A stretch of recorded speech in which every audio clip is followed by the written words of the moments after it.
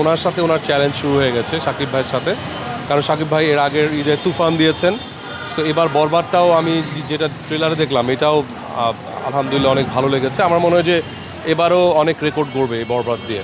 পেরিয়ে আসলে আজকের এই ইফতারটা করছি এবং মানে শিল্পীরাও চাচ্ছিলেন যে সুন্দর করে আমরা একটা ইফতার করি, তো সেই জন্যই আসলে ইফতারটা হচ্ছে সবার সহযোগিতা নিয়ে।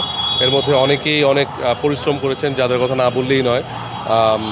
তায়েব ভাই, জয়, মুক্তি আপু, সনি ভাই, আসলে ওভারঅল সবাই খুব পরিশ্রম করেছে। তো আলহামদুলিল্লাহ যে ইফতারটা যে হচ্ছে সুন্দরভাবে এবং সব আর্টিস্টরা সমাগম শুরু হয়ে গেছে, তো এই জন্য ভাল লাগছে খুব। কারণ বাসায় বাসায় তো আসলে যাওয়া সম্ভব না, এখানে যখন হয় তখন সব শিল্পীরা একসাথে আসে, দেখা সাক্ষাৎ হয়, তাদের অবস্থা আমরা জানতে পারি, আমাদের অবস্থা তারা জানতে পারে। তো আমার মনে হয় যে এটা খুব ইম্পর্ট্যান্ট শিল্পীদের ক্ষেত্রে। আপনার রোজা কেমন কাটছে? আলহামদুলিল্লাহ রোজা রাখছি, খুবই ভালো কাটছে রোজা, এবং এবারে রোজা খুব আরাম লাগছে, একদমই কষ্ট হচ্ছে না। ঈদের পরিকল্পনা কি? কোথায় থাকছেন, কোথায়?